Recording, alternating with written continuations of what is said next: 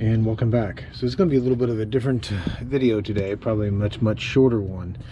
Is that you can see, just giving you a little bit of status update, that we're getting stuff pulled off the motor once again, and just getting this prepped to be able to pull this block out in its entirety. So you can see that we've gotten the front radiator, shroud, fan, a lot of the electrical accessories have been unplugged, and we've just labeled them because it might be a little bit before we get the replacement block ready to go to drop in here. Now, a lot of these wiring, you can kind of tell where it's going to go based on where it's going to lay in the motor, but again, it's not a bad idea just to kind of label things in case it's a little while before you can get back to it. So you can see that we again got the intake off as well. We've got our inspection plate off our transmission.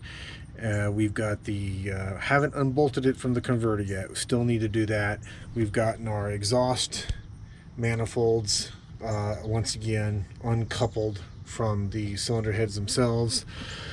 We still need to deal with this AC compressor. We'll have to get it disconnected and just try to place this off to the side. I am going to, and I'll show you when I do this, but I am going to pressure test this AC, because remember when we got the engine assembled and we wanted to try the air conditioning didn't come on.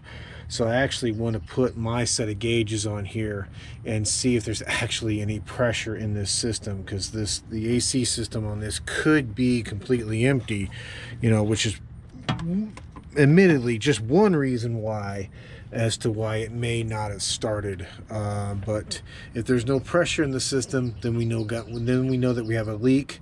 The good thing will be, if there's no pressure in the system, then we can actually just disconnect all of these AC lines and kind of push them out of our way. But if we can't do that, you'll notice the two lines that come over here to the compressor, these are rigid, but these are flexible.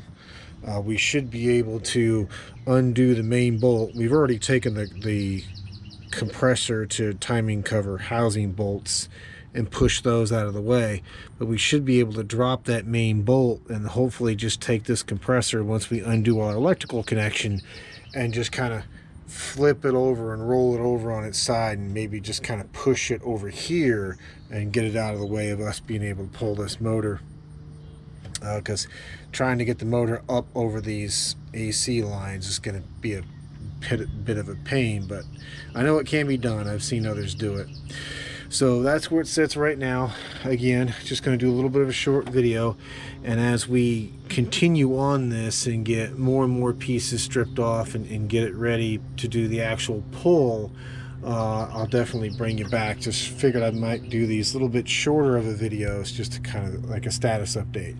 I did break down and order the actual mount that mounts here, as well as I believe it's 1 or 2 spots on the actual where the intake would normally bolt on the cylinder heads, and that is so that we can actually pick it up with our cherry picker, but using the actual engine mount that they specifically made for pulling Hemi engines.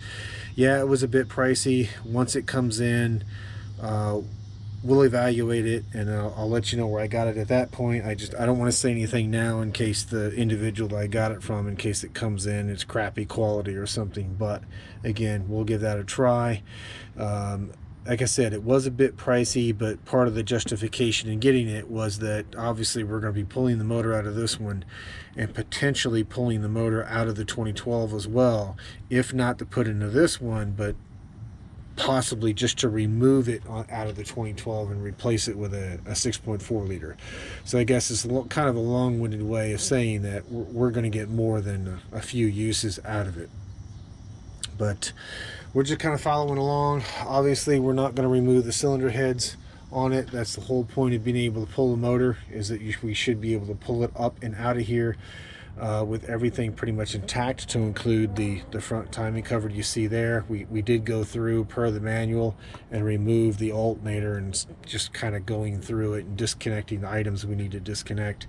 We got a few more electrical connections. We got this connection down here, which was oil pressure and oil temp, as well as it kind of runs between the oil filter and the block and goes to the crank position sensor and a knock sensor on this side, and I do believe there's another knock sensor on the driver's side, as well as the starter wiring that we still need to take off, as well as the just getting this compressor, once again getting the compressor out of here.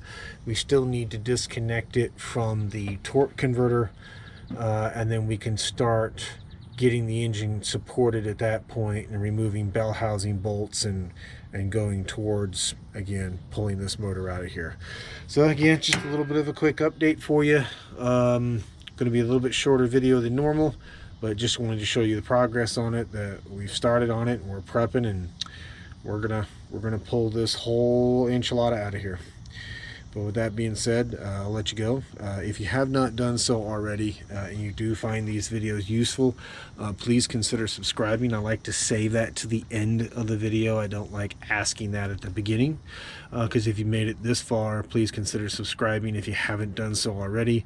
We're right at 950 subscribers. We're pretty much knocking on that door of 1,000 subs, and the goal is by the end of the year to hit that 1,000 sub mark. But with that being said, I'll let you go. Thank you much. Bye.